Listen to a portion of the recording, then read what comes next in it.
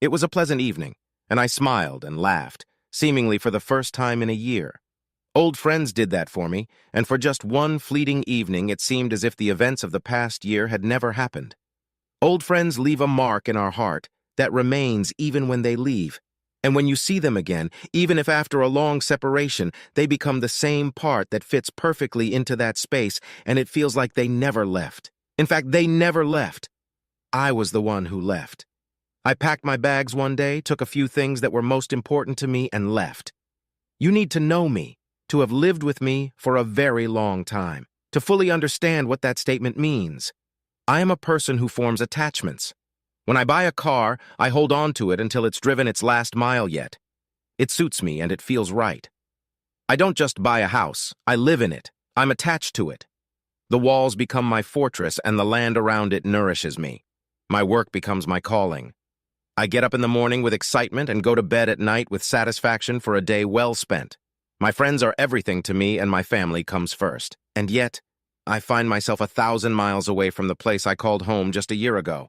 I left home, quit my job, and most importantly, I left my wife. I certainly didn't disappear. I just decided to leave without warning and didn't tell anyone about it. I didn't hide, and over time I responded to their emails and text messages, eventually answering phone calls and talking to those I left behind. I resisted their pleas to return and broke away from my old life and started a new one. Today, for this one day, all of that fell away. Jean MacDonald had always been my friend. We grew up together, went to school together, married sisters, and lived only a mile apart. He was only in town for one night, traveling from New York to Boston for work. He had come into town late the night before and checked into a hotel off the highway. Jean was so attentive. This morning he was at my front door at 7:30 a.m. with 2 cups of coffee and that mischievous grin I knew all too well. I opened the door dressed only in my boxers. "Well, are we going to have breakfast or are you going to stand there picking your ass all day?" Jean had a way with words. I held out my hand. "You want a sniff?" "Shit, you asshole. No, I don't want a sniff. Put your pants on. I want to have breakfast with you. And wash your goddamn hands. Ladies, if you're reading this, I'm sorry, but this is what guys say and do when you're not around. You don't have to like it. Just try to ignore it. We'll be on our best behavior when you see us. Well, most of the time. I have one of those apartments that some wealthy people build over their garage when they want someone to keep an eye on the place while they travel to expensive and exotic places. I know that sounds bitter. The truth is the Smiths, that's actually their name, are good people who have earned what they have and are generous to others. I was looking for a small and simple place to live. My needs were minimal. Here I didn't have loud roommates screaming, having sex, and having crazy parties day and night. So, Jean could make himself comfortable in the living room while I showered and we called out to each other. "So, how are you here? Is Providence everything you hoped it would be?" "Smart ass," I muttered to myself. "Yes, alcohol is cheap and women are easy if you don't mind chest hair." I heard him cough through the wall. 1 point behind me. Damn, that image will stay with me. The day was drawing to a close. I think by now you've figured out that Jean and I aren't very prim. We don't need fine dining, so I took us to a favorite diner in a small town. It had a nicer crowd, better food, and darker coffee. "So, what are you doing all the time? How's the new job going? Have you made any friends?" "Who the hell are you, my mom?" "Yeah, the job is good. I've made a few friends, or at least I have people who don't make me run the other way when I see them." "Are you looking for someone for fun?" "No, Mommy, but I keep my nose clean." "I told you to stop doing that. It's disgusting." I just smiled and shook my head looking at my plate. This man, my friend, worked with some top-notch engineers and businessmen, but you'd never guess it if you listened to him. He could turn himself on and off like a chameleon, blending into his environment. "Come on, I've got 12, maybe 14 hours before I need to get back, get a good night's sleep, and hit the road when the sun comes up. What are you going to do to entertain me?" "Well, there are a bunch of gay bars downtown. I know where they are, but I've never been there." He shook his head. "No. Claire's really strict about that. It's her ass and no one else's." "Is that what you said? I love your wife, but I don't need to hear it." He chuckled, going over his plate of beer, hash, and eggs. This guy, this cocky goon, adored his wife as much as I'd once adored my own. I've got news for you. If that's what I think, I don't need to hear it. No, it isn't. Claire's pregnant. Well, that was all I needed to hear. I shrieked and jumped to my feet. Pulling him out of the chair and into a bear hug, I yelled, "Son of a bitch! When were you going to tell me?" He laughed like a fool, and we got the attention of everyone in the diner. The parents and kids were not thrilled with my outburst. I looked around the room and said loudly, "Can you believe it? They let anyone be a dad now?" This elicited smiles and applause as we sat down at the table again. "Actually, Henry, you embarrass me sometimes with your inappropriate behavior." He had to cough to keep from choking. "What kind of role model are you going to be for your godson?" "What? Godson? Really?" Gene just turned his head sideways and raised his fork like people do, as if to say, "Sure, who else?" There was that smirk again. "Claire insists." I tried to talk her out of it, but you know how she can be when she makes a decision. There was no doubt about it. This day was starting to be the best day of the year.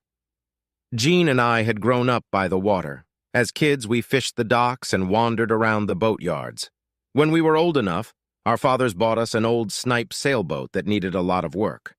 The four of us spent that winter rebuilding and repairing the hull, fixing sails and replacing slings. We were able to build the boat before we even learned how to sail it. We studied our knots, learned the language, and read books on sailing. Much to the disappointment of our mothers, our fathers sent us sailing in early spring long before warm water made capsizing even remotely safe. Sailing became more than a hobby. For both of us, it was a way of life. So, when breakfast was done, we headed up the coast to check out the yards. The sailing crowd can be a great group of people, and we soon found ourselves crewing for an older couple who were going to spend the day on the water. They did offer us dinner when we got back, but we didn't want that. We treated them to the best dinner our tattered clothes could afford. The piers serve the same dinner as the expensive places, but the price is less and the view is better. We had a beautiful day. Back at my place that night, we opened a few beers, sat on the plastic chairs I'd left behind the garage, and talked. We talked about the day gone by, the work we'd both done, and Claire. We talked about the comings and goings home, about all the friends I'd left behind. We talked about everything but the one thing that had left me isolated. Finally, the time came when Gene needed to return to his hotel room. Sleep would give him a quick escape in the morning before the commuter traffic filled the roads into knots. In a quiet, almost apologetic voice, he said, "She's dying without you, Henry." "She'll live. She didn't need me before. She certainly doesn't need me now." "She needs you, and the guilt is killing her. She cries when she goes to bed at night. She doesn't go out anywhere. I swear she doesn't see anyone. Claire comes over and sits with her, and all she does is talk about you and crying. She knows she screwed up, Henry. She doesn't justify what she did." "Has she ever explained why she did it?" "No. She's seeing a shrink, but she doesn't seem any closer to an answer now than she was before." "Tell her to get a new shrink. She needs you, Henry, your arms around her, not some damn stranger with books and theories." "She had me, but that wasn't enough." "Just talk to her, Henry. You don't have to take her back. Just say you forgive her. Tell her you don't hate her, at least she needs that much." "I don't know if I ever hated her. I was angry and hurt beyond anything I thought possible. I never believed she could do that to me. When she did, everything died. I don't hate her, and I don't dislike her. I just miss the woman I married. But that woman is dead, if she ever existed at all." "She existed, Henry, and she exists now. I can't explain why she did it, and I don't know what I would do if I were in your shoes. I just know she's burning from the inside out, and you're the only one who can fix it." "And who's going to fix me, Gene? How can I feel whole again?" "Maybe you can fix each other. Isn't it at least worth a try? It's been a year. Are you happier than when you left? What have you got to lose?" "Everything. Nothing. I don't know. I think about her, and I wonder what would happen if she did it again. What would happen if I let her back in, trusted her again, and she betrayed me again? It would be a longer journey than the first time. Where will I be if I fall again?" "You won't, Henry. She'll never make that mistake again." "How do you know? For she can't explain why she did it the first time. And was it even the first time? Did you ever find out who the asshole was?" "Yeah, she told Claire he was just a guy she worked with." It was dark by then, but even in the dark, Jean could feel my eyes taking in his. He doesn't work there anymore. I have to give this to you, Henry. She went to his wife and told her everything. She apologized and got slapped around for her troubles. The asshole got dragged through a nasty divorce and left town. He's not around anymore. It doesn't matter, Jean. Half the world is men and there's always another waiting for his chance. No one else has a chance, Henry. She's a single woman and her man lives in Providence. Pick up the phone and she'll answer it for you. Say the word and she'll move. She'll live here in this house, or she'll go to an apartment with you or whatever. Trust me, Henry, she's doing penance and she's got her head on straight right now. All you have to do is pick up the phone and call her. I'll think about it. Jean hung his head and thought he'd failed. We stacked the chairs, took the empty cans to the jars, and said our goodbyes. Over the past year, almost all of my friends and relatives had traveled to Providence to discuss the same thing.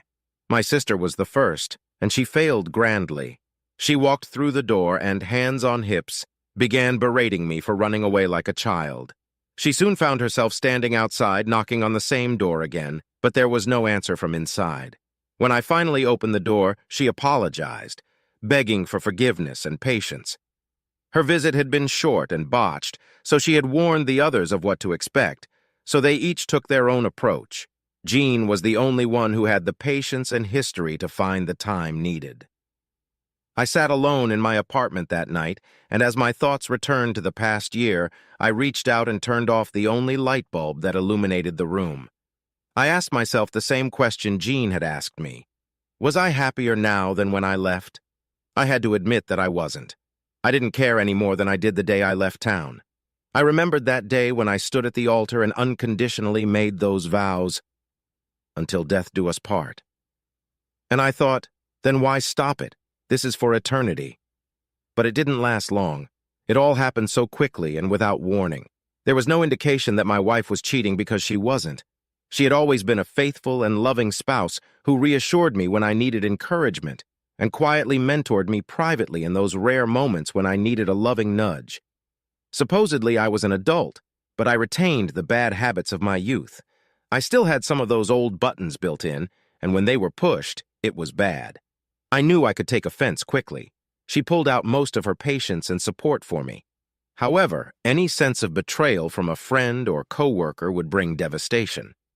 It was an old problem caused by insecurity that had haunted me my whole life. When she cheated, it was that old reflex that put gasoline on the fire of her betrayal. It was the same response that kept me away from her for a year, refusing to talk to her, rejecting any request for forgiveness. I simply razed our marriage to the ground and walked away. It happened when she was out of town due to work. She didn't travel often, but it usually meant that she spent most of the week checking collections and contract compliance. She traveled as part of a team that checked books while others checked production and test results. The trip in question was a long one, as many subcontractors had to be investigated.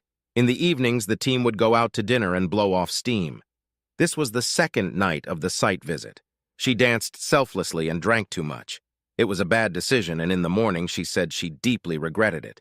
Her friends told her to keep it to herself and never tell me, that nothing good would come of it, and she reluctantly agreed.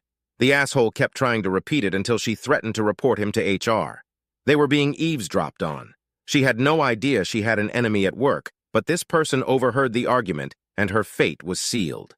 A week later, when the same coworker felt he wasn't getting the attention he deserved, I received an anonymous email. When confronted, my wife confessed. It was only one time and people became human, but it shook my marriage. I packed very few of my belongings and left without warning, leaving my wife devastated behind me. Since then, I have relived that day again 100 times, and here I was, reliving it again. It was all so fresh in my mind. I thought again, am I happier than when I left? I lived in isolation, with no social life and no one to share my life with. Neither of us ever filed for divorce, and I never realized it. When I left, I naturally assumed she would file for the divorce she wanted. The overwhelming anguish and sense of worthlessness of a year ago gave way to a malaise that never left me. There was no one to make me smile, no one to laugh at my jokes, and no one I could hold at night. Am I any happier than when I left? I sat in the dark and pondered my life. Then I slowly stood up and hesitantly reached for my phone.